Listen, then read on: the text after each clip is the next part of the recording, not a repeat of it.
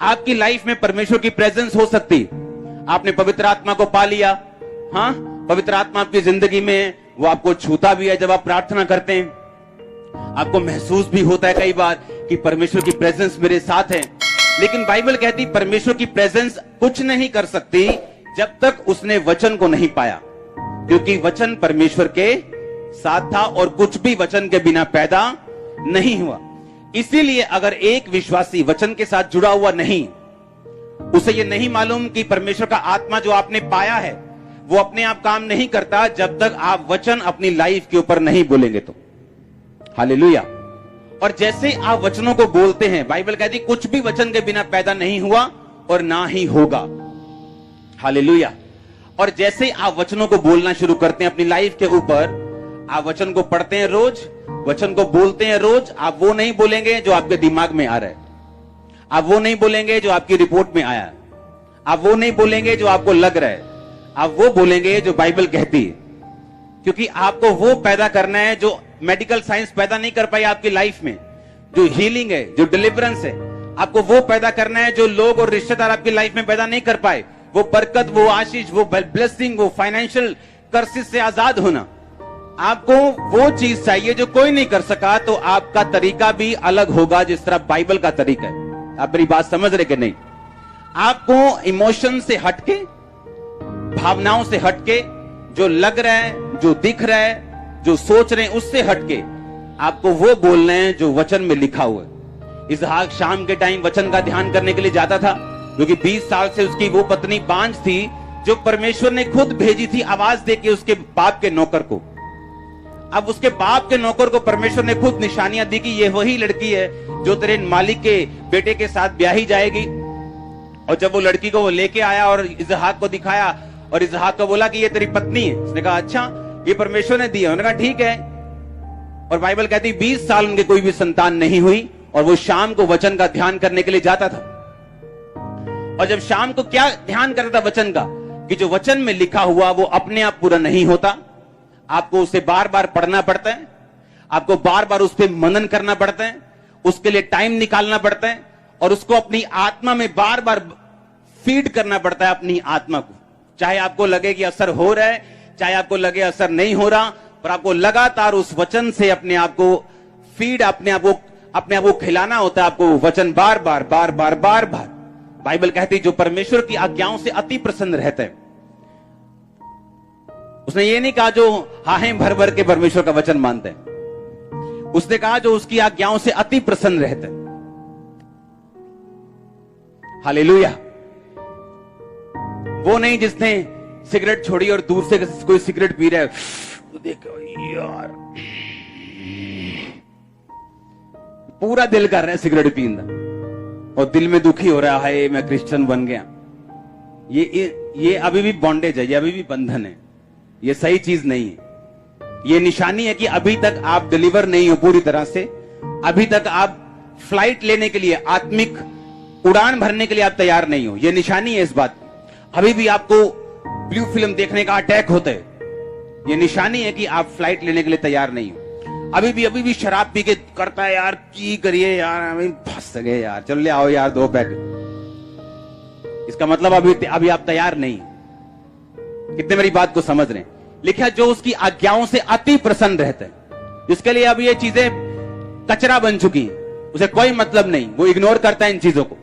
इसका मतलब ये नहीं कि ये चीजें उस पर अटैक नहीं करती या उसका दिल नहीं करता, पर उसको मालूम है ये नथिंग है, ये जीरो है, ये बेइज्जती करवाने के लिए, ये डाउन करवाने के लिए, ये परमेश्वर से दूर लेके जाने के लिए, ये अपनी ग्लोरी, अपनी महिमा, अपनी लगाई गई परमेश्वर की आग पर पानी डालने के लिए।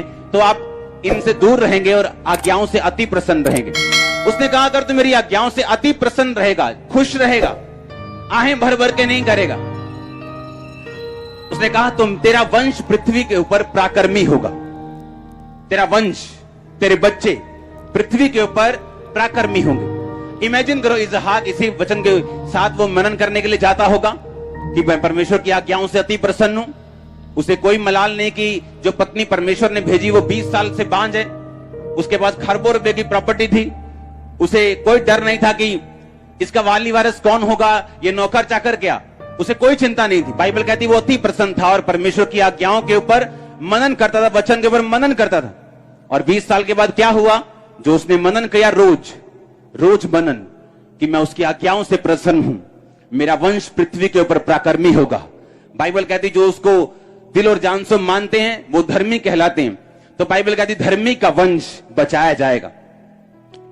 ये वचन हथियार है अगर आपको मालूम हो तो, क्योंकि एक बात याद रखो, यीशु परमेश्वर के साथ था, कुछ भी यीशु के बिना पैदा नहीं हुआ।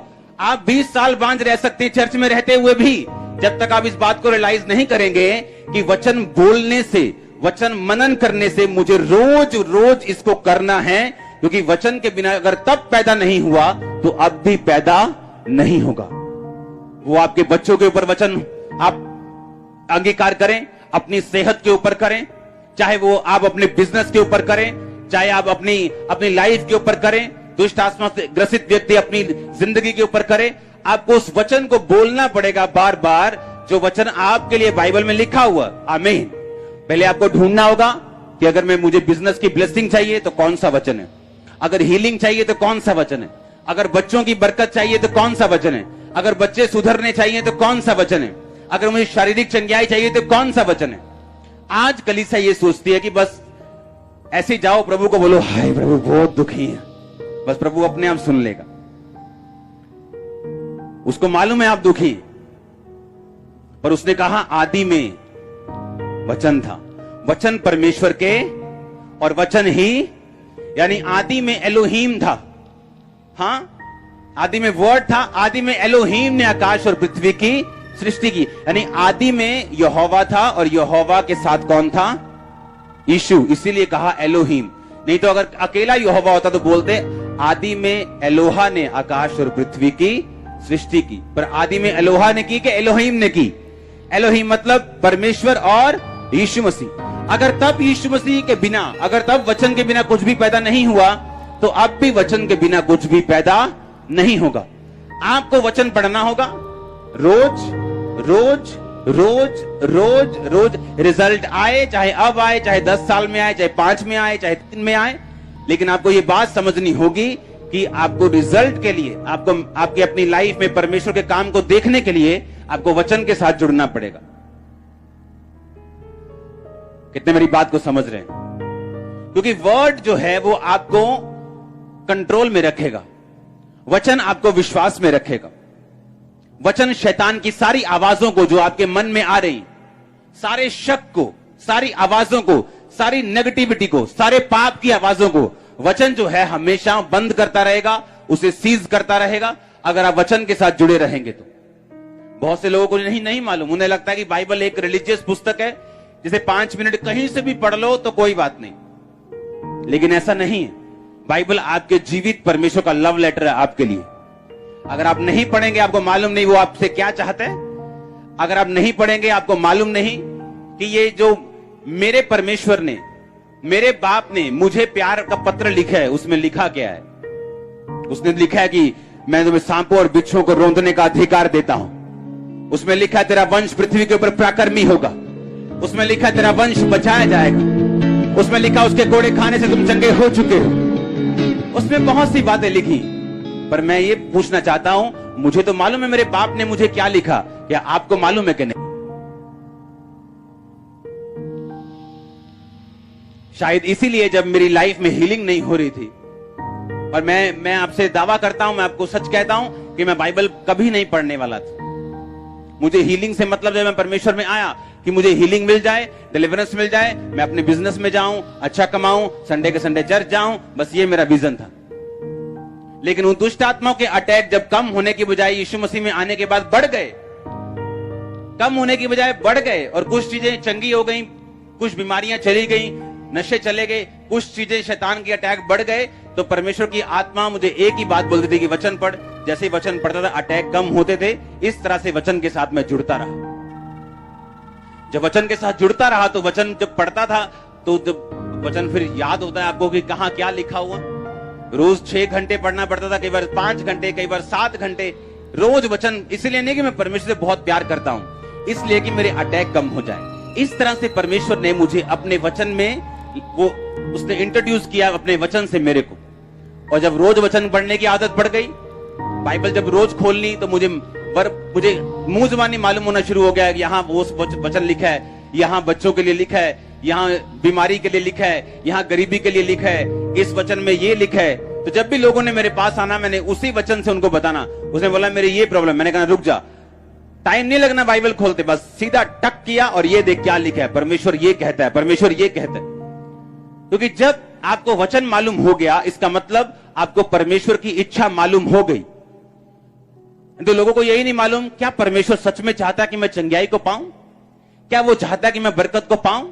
बाइबल कहती धन और घर पुरखाओं के भाग से और बुद्धिमती पत्नी यहोवा की ओर से मिलती है। लिखा कि नहीं लिखा?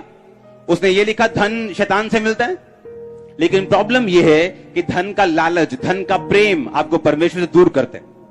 लेकिन जब आपको वचन मालूम होता है कि आपको जो कुछ भी चाहिए परमेश्वर की ग्लोरी के लिए, महिमा के लिए चाहिए, आप अपने मन में और शांतिमय तरीके से, अपनी लाइफ में और पीसफुली, सामर्थ्य से आप इस तरीके से चलना शुरू करते हैं और परमेश्वर आप पे दया करना शुरू करता है। हालेलुया।